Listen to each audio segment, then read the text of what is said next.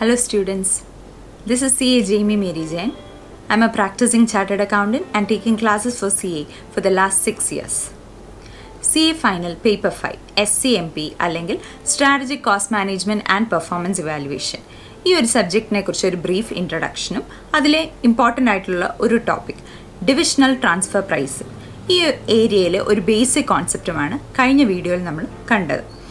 Divisional transfer പ്രൈസിങ്ങിലെ കുറച്ച് practical questions അല്ലെങ്കിൽ practical problems ഇന്നത്തെ വീഡിയോയിൽ നമുക്ക് കാണാം. So let's start. Divisional transfer pricing എന്താണെന്നുള്ളത് മനസ്സിലാക്കാൻ നമ്മൾ മിൽമ എന്ന മേജർ ബ്രാൻഡിൻ്റെ എക്സാമ്പിളാണ് യൂസ് ചെയ്തത്. മിൽമയ്ക്ക് പല ഡിവിഷൻസ് ഉണ്ട്. അതിലെ 2 ഡിപ്പാർട്ട്മെൻറ്റ്സ് ആണ് milk department and curd department.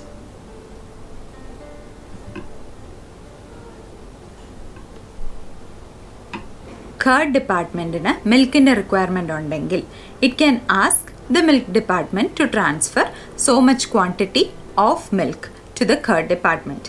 ഇനി ഇങ്ങനെ കർഡ് ഡിപ്പാർട്ട്മെൻറ്റ് മിൽക്ക് ഡിപ്പാർട്ട്മെൻറ്റിൻ്റെ കയ്യിൽ നിന്ന് അതിനാവശ്യമുള്ള മിൽക്ക് മേടിക്കുകയാണെങ്കിൽ ഇവിടെ 2 ഡിപ്പാർട്ട്മെൻറ്റ്സും തമ്മിലൊരു ട്രാൻസ്ഫർ ഉണ്ട്. എന്താണ് ട്രാൻസ്ഫർ? മിൽക്ക് ഡിപ്പാർട്ട്മെൻറ്റ് കർഡ് ഡിപ്പാർട്ട്മെൻറ്റിനൊരു ട്രാൻസ്ഫർ നടത്തുന്നുണ്ട്.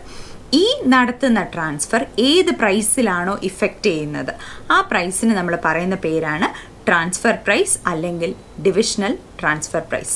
ഇനി ഈ പ്രൈസ് ഡിറ്റർമിൻ ചെയ്യുന്നത് എങ്ങനെയാണെന്നുള്ളതും നമ്മൾ കഴിഞ്ഞ വീഡിയോയിൽ കണ്ടു. നമുക്കവിടെ 2 കോൺസെപ്റ്റാണ് മെയിനായിട്ടുള്ളത്.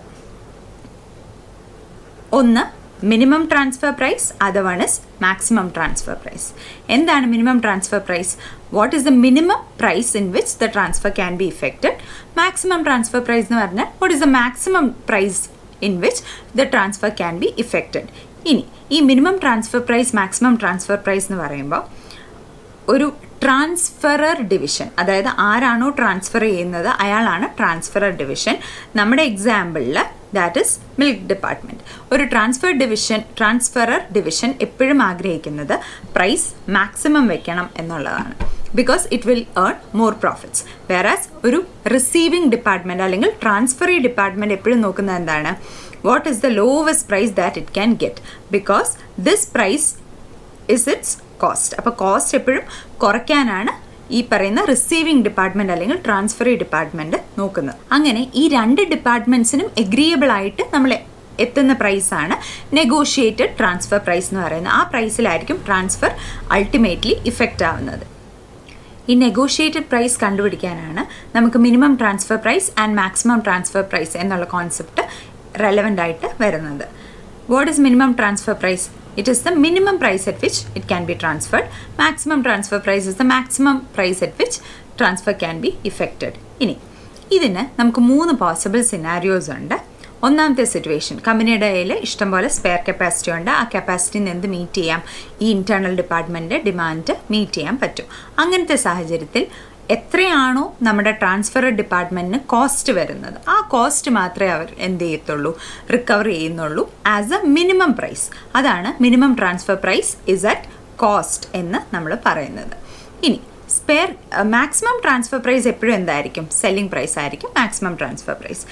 സെക്കൻഡ് സിറ്റുവേഷൻ അല്ലെങ്കിൽ സെക്കൻഡ് സിനാരിയോ പറയുവാണെങ്കിൽ കമ്പനിയുടെ spare capacity is insufficient to meet the internal demand. കുറച്ച് സ്പെയർ കപ്പാസിറ്റി ഉണ്ട്, പക്ഷെ അതുകൊണ്ട് എന്ത് ചെയ്യാൻ പറ്റത്തില്ല? ഫുള്ളായിട്ട് ഇൻറ്റേർണൽ ഡിമാൻഡ് മീറ്റ് ചെയ്യാൻ പറ്റത്തില്ല. അവിടെ നമ്മൾ എന്ത് ചെയ്യണം? You will have to use the concept of average price. ഇനി ആവറേജ് പ്രൈസ് എങ്ങനെയാണ് ഡിറ്റർമിൻ ചെയ്യുന്നത്? സ്പെയർ കപ്പാസിറ്റി ഉള്ള പോർഷൻ നമ്മൾ എത്രയ്ക്ക് ട്രാൻസ്ഫർ ചെയ്തു? കോസ്റ്റിന് ട്രാൻസ്ഫർ ചെയ്തു. എക്സ്റ്റേണൽ ഡിമാൻഡ് സാക്രിഫൈസ് ചെയ്ത കേസിൽ നമ്മൾ എത്രയ്ക്ക് ട്രാൻസ്ഫർ ചെയ്തു? Cost plus opportunity cost. ഇതിൻ്റെ 2ൻ്റെയും ടോട്ടൽ എടുക്കുക. ഇനി ഇതിൻ്റെ 2ൻ്റെയും കൂടെ ടോട്ടൽ എടുക്കുക. That total divided by the total internal demand. That will give you the average price. ഇനി അടുത്തത് സിനാരിയോ നമ്പർ 3 അല്ലെങ്കിൽ സിറ്റുവേഷൻ 3. സിറ്റുവേഷൻ 3 ഇതാണ്. നമുക്ക് ഒട്ടും സ്പെയർ കപ്പാസിറ്റിയിൽ, അതായത് internal demand is met out of external demand. അങ്ങനത്തെ സിറ്റുവേഷൻ നമുക്കറിയാം. എക്സ്റ്റേണൽ ഡിമാൻഡിൽ നിന്നാണ് മീറ്റ് ചെയ്യുന്നതെങ്കിൽ നമുക്ക് എന്ത് വരും? ഓപ്പർച്യൂണിറ്റി കോസ്റ്റ് വരും. അതുകൊണ്ട് what should be the minimum transfer price? It should be cost plus opportunity cost. അത്രയേ ഉള്ളൂ. അത് ചിലപ്പം അല്ലെങ്കിൽ മിക്കവാറും എന്തായിരിക്കും? It will be equal to selling price. അതുകൊണ്ടാണ് ഇതിങ്ങനെ വെച്ചിരിക്കുന്നത്. ഇനി മാക്സിമം ട്രാൻസ്ഫർ പ്രൈസ് എപ്പോഴും എന്ത് തന്നെയാണ്? സെല്ലിംഗ് പ്രൈസ് തന്നെയാണ്. അപ്പോൾ ഇത്രയും കാര്യങ്ങൾ ആക്ച്വലി നമ്മൾ കഴിഞ്ഞ വീഡിയോയിൽ kandu. So now we can move on to the practical questions. Question number 1. XYZ Limited has 2 divisions A and B. Both divisions have full autonomy over their respective divisions.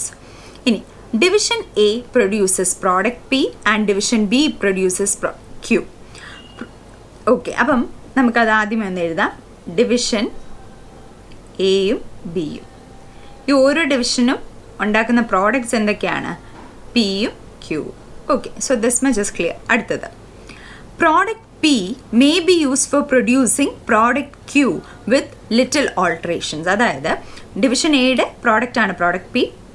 ആ product എന്തിന് use ചെയ്യാം? Division Q produce ചെയ്യാനായിട്ട് use ചെയ്യാൻ പറ്റും. പക്ഷെ എന്ത് ചെയ്യണം? കുറച്ച് ഓൾട്ടറേഷൻസ് വരുത്തണം. ശരി.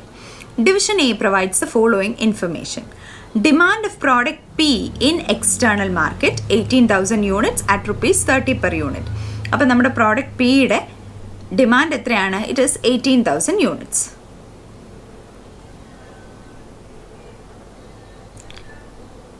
ഞാനിവിടെ എഴുതാം. So we have our 2 divisions, products. ഇപ്പോൾ ഡിവിഷൻ എ ഉണ്ട്, ഡിവിഷൻ ബി ഉണ്ട്. ഡിവിഷൻ എയുടെ പ്രോഡക്റ്റ് പി, ഡിവിഷൻ ബിയുടെ പ്രോഡക്റ്റ് ക്യൂ. ഓക്കെ, ഇനി division A provides the following information. Demand of product P in external market is 18,000 units at ₹30 per unit. So demand for product P is 18,000 units at ₹30. Okay. അടുത്തത്, variable cost including variable selling cost at ₹2 per unit is equal to ₹20 per unit. ഇവിടെ പറയുന്നത് എന്താണ്? Variable cost is ₹20 per unit including variable selling cost at ₹2 per unit. Okay, അപ്പം നമ്മുടെ മൊത്തം variable cost എത്രയാണ്? ഇതെല്ലാം product division എയുടെ കാര്യമാണ് പറയുന്നത്, പ്രോഡക്റ്റ് പിനെ കുറിച്ചാണ് പറയുന്നത്. സോ അഗെയിൻ അടുത്ത വേരിയബിൾ കോസ്റ്റ് എത്രയാണ്? Variable cost is ₹20. അതിൽ വേരിയബിൾ സെല്ലിംഗ് കോസ്റ്റ് എത്രയുണ്ട്? ₹2 ഉണ്ട്. ഓക്കെ, അടുത്ത division B provides the following information. Division B requires 5,000 units of product P to be used in the production of product Q. അപ്പം നമ്മുടെ internal demand, അതായത് ഇവരുടെ internal ഡിമാൻഡാണ്. Internal demand എന്ന് പറയുന്നത് എത്രയാണ്? This is 5,000 units. അപ്പോൾ ഇത്രയുമാണ് ഡിവിഷൻ ബിക്ക് ഡിവിഷൻ എയുടെ കയ്യിൽ നിന്ന് വേണ്ടത്, 5,000 യൂണിറ്റ്സ്. ഇനി however, division B has to incur ₹5 per unit as alteration cost to make it viable for production of Q. നമ്മൾ മേളിൽ കണ്ടായിരുന്നു product P can be used for producing product Q but after some alterations. അപ്പോൾ ആ ഓൾട്ടറേഷൻസിനുള്ള cost എന്താണ്? ₹5 ആണ് cost. അപ്പോൾ alteration cost is ₹5. Alteration cost ₹5. Now, independent supply of product R is available in the market, which is a refined form of product P at ₹32 per unit and on which no further additional cost is required for alteration and it can be directly used for production of product Q. Okay, ഇവിടെ പറയുന്നത് എന്താണ്? നമ്മൾ ചെറുതായിട്ട് ഈ ഒരു കാര്യം പറഞ്ഞായിരുന്നു. We talked about something known as substitute. ഇവിടെ പ്രോഡക്റ്റ് ക്യൂ പ്രൊഡ്യൂസ് ചെയ്യാൻ എന്ത് യൂസ് ചെയ്യാം? പി യൂസ് ചെയ്യാം. പക്ഷെ എന്ത് ചെയ്യേണ്ടി വരും? പിന് കുറച്ച് ഓൾട്ടറേഷൻസ് വരുത്തണം. ആ ഓൾട്ടറേഷൻസിന് കമ്പനിക്ക് എത്ര വരും? ₹5 കോസ്റ്റ് വരും. ഇനി പ്രോഡക്റ്റ് ആർ എന്ന് പറയുന്ന ഒരു റെഡിമെയ്ഡ് പ്രോഡക്റ്റ് മാർക്കറ്റിലുണ്ട്. ഈ പ്രോഡക്റ്റ് ആറിന് എത്ര രൂപയുള്ളൂ? It is costing ₹32 per unit. പക്ഷേ ആറാണ് മേടിക്കുന്നതെങ്കിൽ ഒരു കോസ്റ്റും, ഒരു അഡീഷണൽ കോസ്റ്റും അല്ലെങ്കിൽ ഒരു ഓൾട്ടറേഷൻ കോസ്റ്റും ഇൻകർ ചെയ്യാതെ തന്നെ പ്രോഡക്റ്റ് ക്യൂ ഉണ്ടാക്കാനായിട്ട് പറ്റും. So this is a substitute for product P. So there is a substitute. And the price is ₹32. Substitute. Okay. Question endana?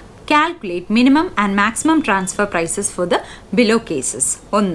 If production capacity of division A is limited to 25,000 of units of product P, if production capacity is limited to 20,000 units of P if production capacity of division A is limited to 18,000 units of product P. അപ്പോൾ നമുക്ക് 3 situations തന്നിട്ടുണ്ട്. നമ്മുടെ production കപ്പാസിറ്റിയുടെ ബേസിസിൽ നമുക്ക് എന്ത് ചെയ്യണം? You should calculate minimum as well as maximum transfer price. അപ്പം നമ്മൾ ഈ ക്വസ്റ്റ്യനെ ബേസിക്കലി സമറൈസ് ചെയ്തിട്ടുണ്ട്. സോ നമുക്ക് ക്വസ്റ്റ്യൻ ആൻസർ ചെയ്യാം.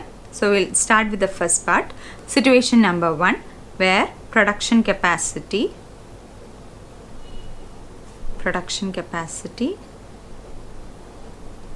is 25,000 units. Okay. So ഇവിടെ നമ്മൾ ആദ്യം production capacity 25,000 units less external demand. And നമ്മൾ ക്വസ്റ്റ്യനിൽ കണ്ടു external demand for product P is 18,000 units. അപ്പം 18,000. So 25 minus 18, it is 7,000. ഈ 7,000 നമ്മൾ എന്ത് വിളിക്കും? This is known as spare capacity. So in the first situation, നമ്മുടെ പ്രോഡക്റ്റ് Pക്ക് 7,000 യൂണിറ്റ്സിൻ്റെ സ്പെയർ കപ്പാസിറ്റി ഉണ്ട്. Now, what is the internal demand? In the given question, internal demand is only 5,000 units. So, ഇതെന്താണ്? ഇത് നമ്മുടെ situation 1-ൽ വരും. Situation 1 എന്താണ്?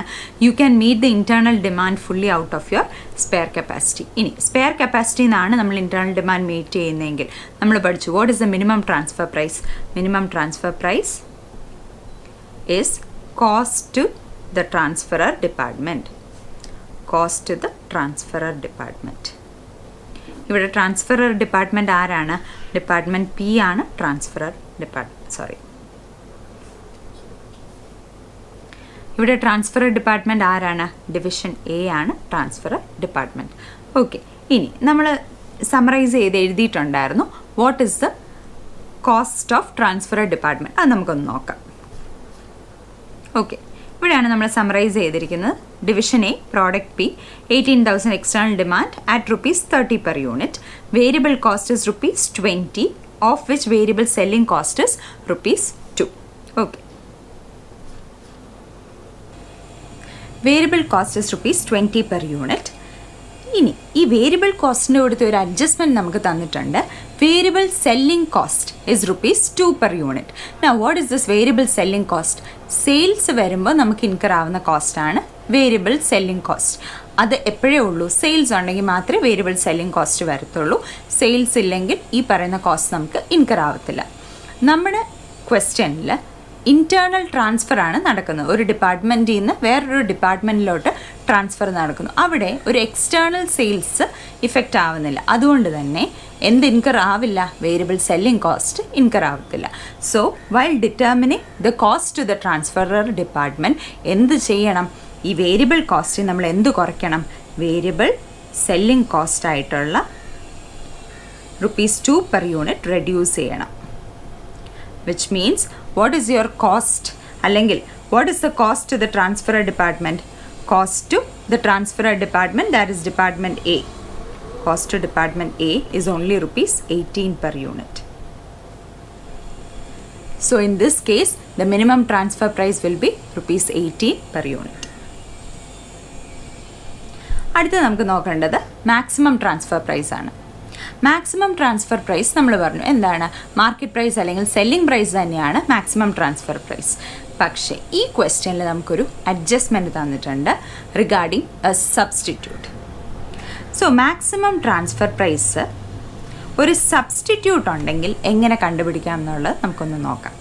Usually നമ്മൾ പറഞ്ഞു market പ്രൈസിലാണ് നമ്മൾ മാക്സിമം ട്രാൻസ്ഫർ പ്രൈസ് വയ്ക്കുന്നത്, മാർക്കറ്റ് പ്രൈസ് അല്ലെങ്കിൽ സെല്ലിംഗ് പ്രൈസ്. ഇനി ഇൻ ആർ കേസ് നമ്മുടെ ഈ തന്നിരിക്കുന്ന ക്വസ്റ്റ്യനിൽ what is the market price or selling price? It is ₹30 per unit. So ideally maximum transfer price should have been ₹30 per unit. But because of the substitute എന്ന് പറഞ്ഞാൽ എന്താണ്? നമ്മുടെ department എക്ക് product P ഉണ്ട്, ഡിപ്പാർട്ട്മെൻറ്റ് ബിക്ക് product Q ഉണ്ട്. Department Q manufacture ചെയ്യാൻ ഒന്നുകിൽ പ്രോഡക്റ്റ് P യൂസ് ചെയ്യാം, പക്ഷെ എന്ത് ചെയ്യണം? ₹5 ഓൾട്രേഷൻ കോസ്റ്റ് ഇൻകർ ചെയ്യും. ഇനി ഈ പ്രോഡക്റ്റ് Q ഉണ്ടാക്കാൻ വേറൊരു പ്രോഡക്റ്റും യൂസ് ചെയ്യാം. അതെന്താണ്? പ്രോഡക്റ്റ് R വേണമെങ്കിലും യൂസ് ചെയ്യാം. പ്രോഡക്റ്റ് R ആണ് യൂസ് ചെയ്യുന്നതെങ്കിൽ എന്താണ് അതിൻ്റെ കോസ്റ്റ് എത്ര? 32. പക്ഷേ പ്രോഡക്റ്റ് 6 മേടിച്ച് കഴിഞ്ഞാൽ പിന്നെ യാതൊരു രീതിയിലുള്ള അഡീഷണൽ ഓൾട്രേഷൻ കോസ്റ്റും അതിന് മേലെ ഇൻകർ ചെയ്യേണ്ടി വരത്തില്ല.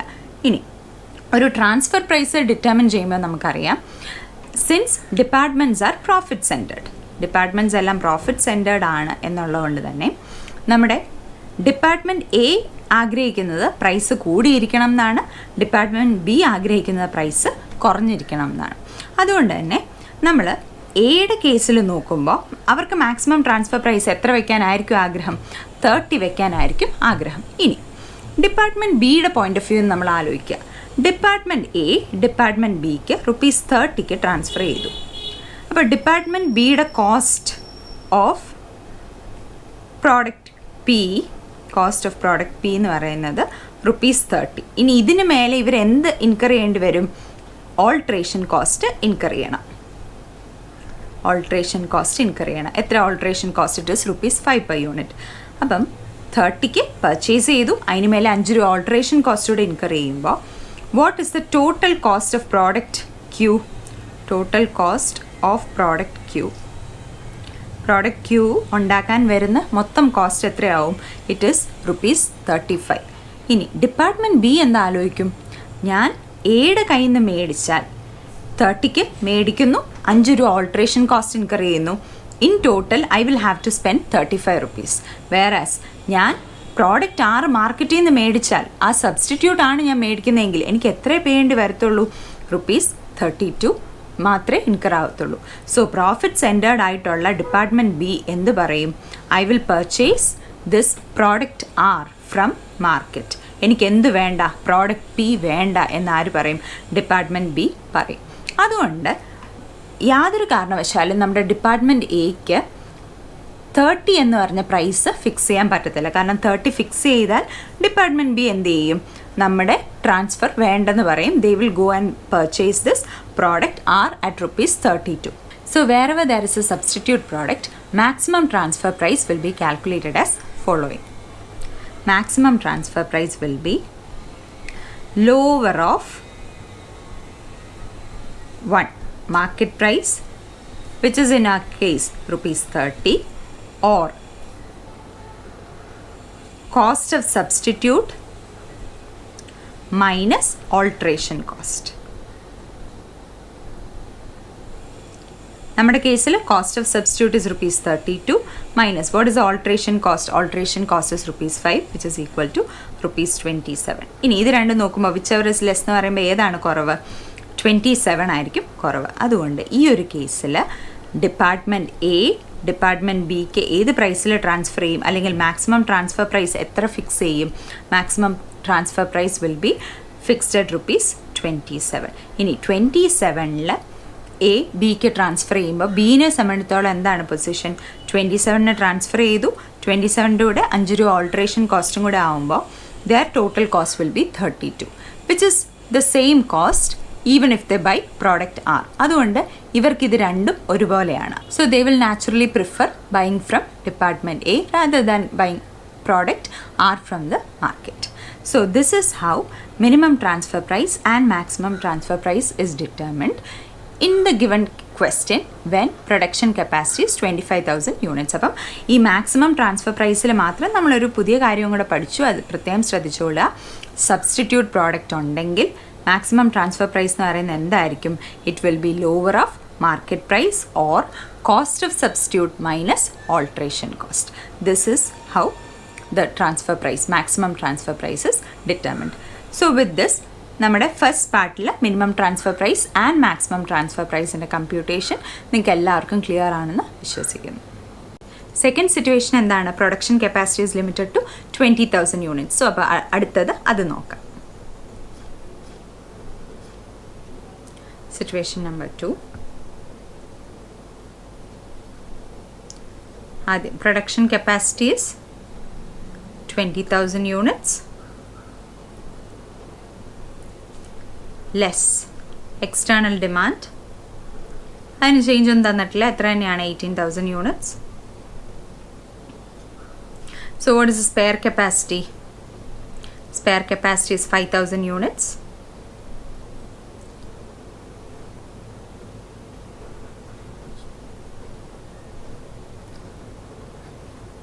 Okay, so what is the spare capacity?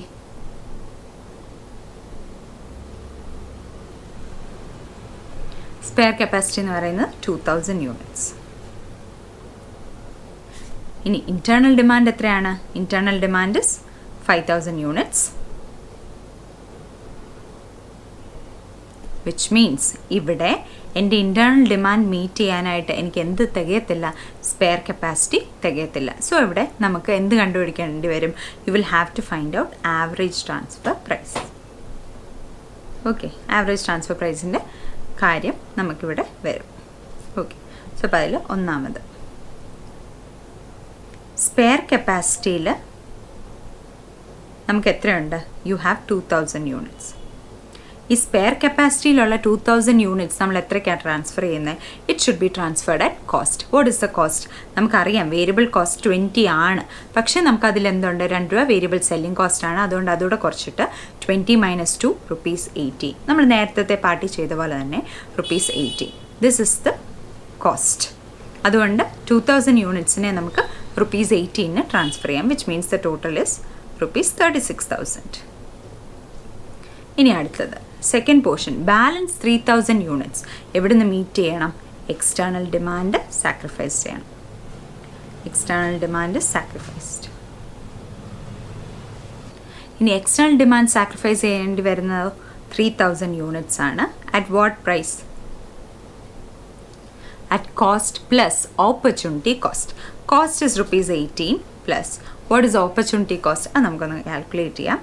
ഇവിടെ എൻ്റെ സെല്ലിംഗ് പ്രൈസ് എത്രയാണ്? ₹30. Selling price is ₹30 less variable cost ₹20. ഞാൻ എക്സ്റ്റേണൽ മാർക്കറ്റിൽ വിറ്റിരുന്നെങ്കിൽ എനിക്ക് സെല്ലിംഗ് പ്രൈസ് 30 കിട്ടിയേനെ. പക്ഷേ എൻ്റെ വേരിയബിൾ കോസ്റ്റ് എത്രയുണ്ട്? 20 ഉണ്ട്. ഇവിടെ നമുക്ക് 18 എടുക്കാൻ പറ്റില്ല. കാരണം എന്താ? എക്സ്റ്റേണൽ മാർക്കറ്റിൽ വിറ്റാൽ അവിടെ എനിക്ക് എന്ത് വരും? സെല്ലിംഗ് കോസ്റ്റ് വരും. അതുകൊണ്ട് എനിക്ക് മൊത്തം വേരിയബിൾ കോസ്റ്റ് എത്ര തന്നെ വരും? 20 തന്നെ വരും. ഓക്കെ, അപ്പം ഞാൻ എക്സ്റ്റേണൽ മാർക്കറ്റിൽ വിട്ടിരുന്നെങ്കിൽ I would have got a contribution of ₹10. But in this case, ഇപ്പോഴത്തെ സിനാരിയോയിൽ എനിക്ക് എന്ത് നഷ്ടപ്പെട്ടു? ഈ ഒരു 10 രൂപ നഷ്ടപ്പെട്ടു. So this ₹10 is known as my opportunity cost. അതുകൊണ്ട് 3000 യൂണിറ്റ്സിനെ ഞാൻ എത്രയ്ക്ക് ട്രാൻസ്ഫർ ചെയ്യണം? Cost plus opportunity cost which is equal to ₹18 plus ₹10 in total ₹28. So what is 3000 into 28? 3000 into 28 is equal to 84,000. So what is your total cost? The total cost for internal demand of 5000 units എന്ന് പറയുന്നത് എത്രയൊക്കെയാണ്? 36,000 plus 84,000.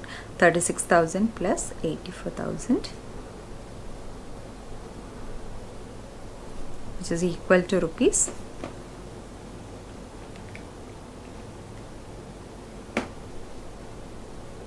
1,20,000. So 5,000 units in the cost 1,20,000 ആണെങ്കിൽ what is the cost for 1 unit? So transfer price, minimum transfer price for 1 unit is equal to 1,20,000 divided by 5,000, which is equal to rupees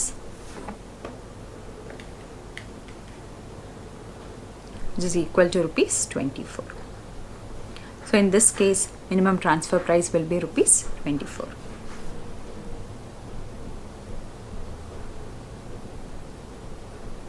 What is maximum transfer price? Maximum transfer price നമ്മൾ പറഞ്ഞു market price ആണ്. പക്ഷേ ഇവിടെ market price ₹30 ആണെങ്കിലും നമ്മൾ 30 transfer ചെയ്ത് എന്ത് പറ്റും? 30 മേലെ 5 രൂപയും കൂടെ ഇൻകർ ചെയ്തിട്ട് ഡിവിഷൻ ബിക്ക് മൊത്തത്തിൽ 35 രൂപയാവും കോസ്റ്റ്. പക്ഷേ 35 രൂപയ്ക്ക് നമ്മുടെ കയ്യിൽ നിന്ന് മേടിക്കുന്നതിൽ നല്ല എന്താണ്? സബ്സ്റ്റിറ്റ്യൂട്ട് ഉണ്ട്. Product R is available for 32 without any alterations. So 32ന് വെളിയിൽ നിന്ന് മേടിക്കുന്നതാണ് ഡിവിഷൻ ബിക്ക് ലാഭം. അതുകൊണ്ട് നമ്മൾ എന്ത് ചെയ്യണം? ബുദ്ധിപൂർവ്വം 35 അവർക്ക് ട്രാൻസ്ഫർ ചെയ്യുന്നതിന് പകരം അവർക്ക് ഈ 32 തന്നെ ടോട്ടൽ കോസ്റ്റ് വരത്തക്ക രീതിയിൽ നമ്മുടെ മാക്സിമം ട്രാൻസ്ഫർ പ്രൈസിനെ ഫിക്സ് ചെയ്യണം. അതെങ്ങനെ കണ്ടുപിടിക്കും? 32 മൈനസ് ഓൾട്ടറേഷൻ്റെ 5 രൂപ കുറച്ച് കഴിയുമ്പോൾ ₹27. This is the price that I can charge from division B. as the maximum transfer price. So in our case, minimum transfer price is rupees 24 and maximum transfer price is rupees 27. So this is your situation 2. Ini endaayirunnu the third part. The production capacity is limited to 18,000 units of product B. Situation number 3, production capacity is 18,000 units. Production capacity 18,000 units less external demand, say 18,000 units. So what is the spare capacity? Spare capacity is nil. There is no spare capacity. Internal demand is 5,000 units, which means we do not have any spare capacity to meet the internal demand. അതായത് internal demand full ആയിട്ട് എന്ത് ചെയ്യുന്നതാണ്, external demand sacrifice ചെയ്തുകൊണ്ടാണ് നമ്മൾ meet ചെയ്യാൻ പോകുന്നത്. ഇനി external demand sacrifice ചെയ്യുവാണെങ്കിൽ what should be the minimum transfer price? Minimum transfer price should be cost plus opportunity cost. നമ്മൾ രണ്ട് പാർട്സ് ചെയ്തു, നമുക്കറിയാം cost is rupees 18. what is the opportunity cost? Opportunity cost is rupees 10. നമ്മൾ second sub ചെയ്തു, which means transfer price will be rupees 28. minimum transfer price എന്ന് പറയുന്നത് എത്രയായിരിക്കും? rupees 28 ആയിരിക്കും. Now what is the maximum transfer price? maximum transfer price എന്ന് പറഞ്ഞാൽ പൊതുവെ നമ്മൾ മാർക്കറ്റ് പ്രൈസ് ആണ് എടുക്കുന്നത്. പക്ഷേ ഇവിടുത്തെ കേസ് നമുക്ക് എന്തുണ്ട്, ഒരു സബ്സ്റ്റിറ്റ്യൂട്ട് ഉള്ളതുകൊണ്ട് അതും കൂടെ നമ്മൾ കൺസിഡർ ചെയ്യണം. സോ മാക്സിമം ട്രാൻസ്ഫർ പ്രൈസ് എന്ന് പറഞ്ഞാൽ market price is rupees 30 or നമ്മൾ എന്തെടുക്കണം, substitute minus alteration cost, which is equal to rupees 27, whichever is less. ഇത് രണ്ടിൽ ഏതാണ് കുറവ്? 27. അതുകൊണ്ട് നമ്മൾ ഏത് എടുക്കുകയുള്ളൂ? Maximum transfer price should be 27. അപ്പോൾ ഇവിടെ ഒരു കുഴപ്പമുണ്ട്. എന്താണ് ഇവിടുത്തെ കുഴപ്പം?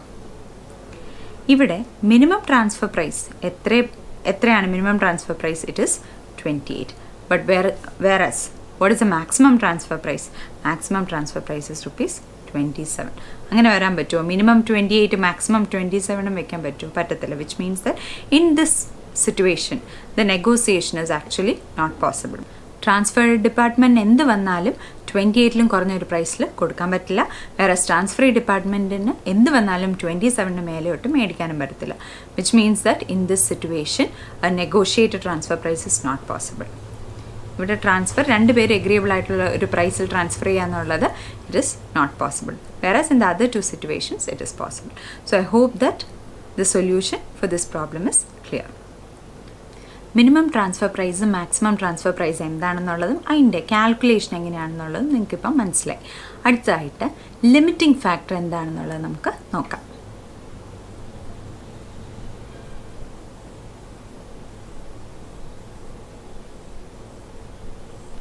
ലിമിറ്റിംഗ് ഫാക്ടർ ഡിവിഷണൽ ട്രാൻസ്ഫർ പ്രൈസിങ്ങിലെ കോൺസെപ്റ്റ് അല്ല, ഡെസിഷൻ മേക്കിംഗ് എന്നുള്ള ചാപ്റ്ററിലാണ് ലിമിറ്റിംഗ് ഫാക്ടർ എന്നുള്ള കോൺസെപ്റ്റ് വരുന്നത്. ഇനി എന്താണ് ലിമിറ്റിംഗ് ഫാക്ടർ എന്ന് പറഞ്ഞാൽ, ആ വേർഡ് കേട്ടാൽ നമുക്കറിയാം സംതിങ് ഈസ് ലിമിറ്റഡ്. ലിമിറ്റിംഗ് ഏതോ ഒരു ഫാക്ടർ എന്താണ്, ലിമിറ്റഡ് ആണ്.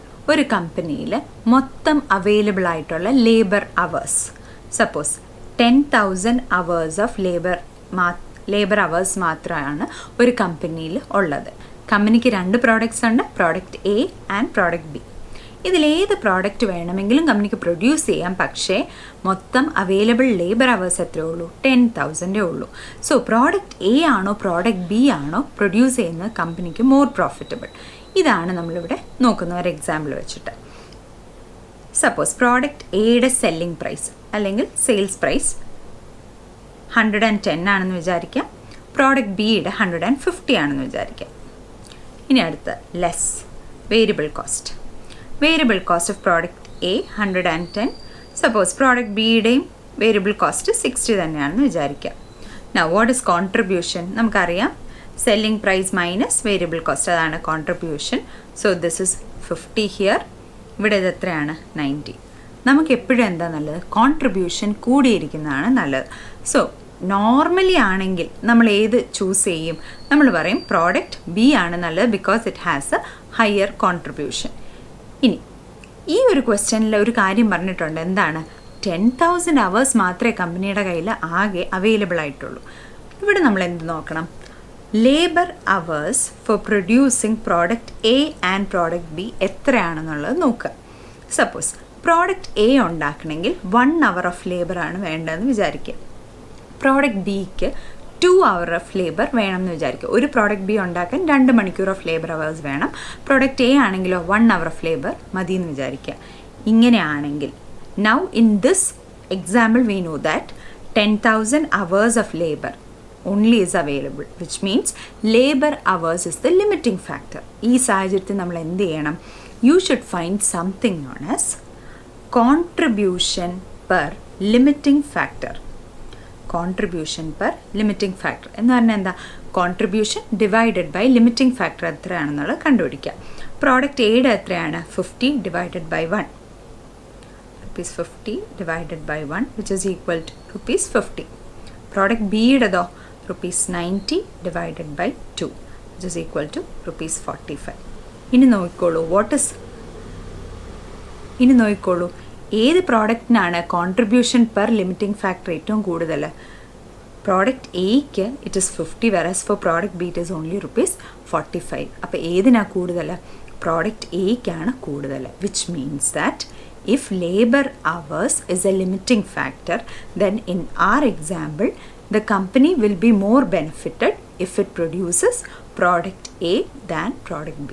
Product A produce ചെയ്താൽ ഒരു യൂണിറ്റിന് 50 രൂപ വെച്ച് കോൺട്രിബ്യൂഷൻ കിട്ടും. വേറസ് പ്രോഡക്റ്റ് ബിക്ക് എത്ര കിട്ടത്തുള്ളൂ? 45 കിട്ടത്തുള്ളൂ per unit of labour hour. So this is the concept of limiting factor.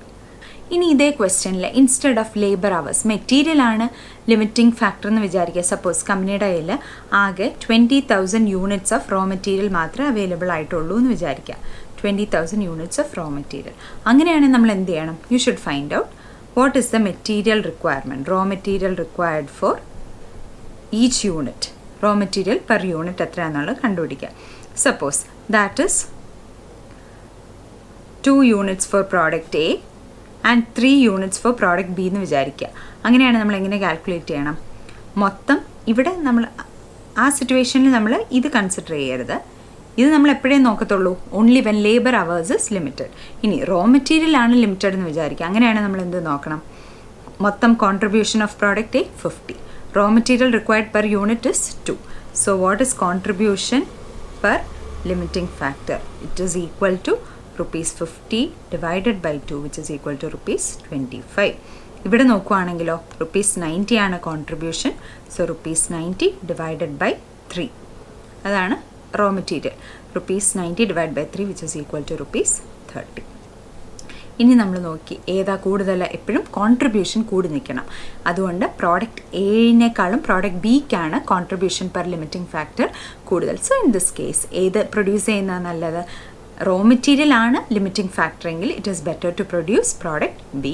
Whereas labour hours ആണ് ലിമിറ്റിംഗ് ഫാക്ടർ എങ്കിൽ it is better to produce A. I hope that the concept of limiting factor is clear. SCMPEയിലെ കൂടുതൽ വീഡിയോസും കൂടുതൽ കോൺസെപ്റ്റ്സുമായിട്ട് നമുക്ക് ഇനിയും കാണാം. Till then thank U.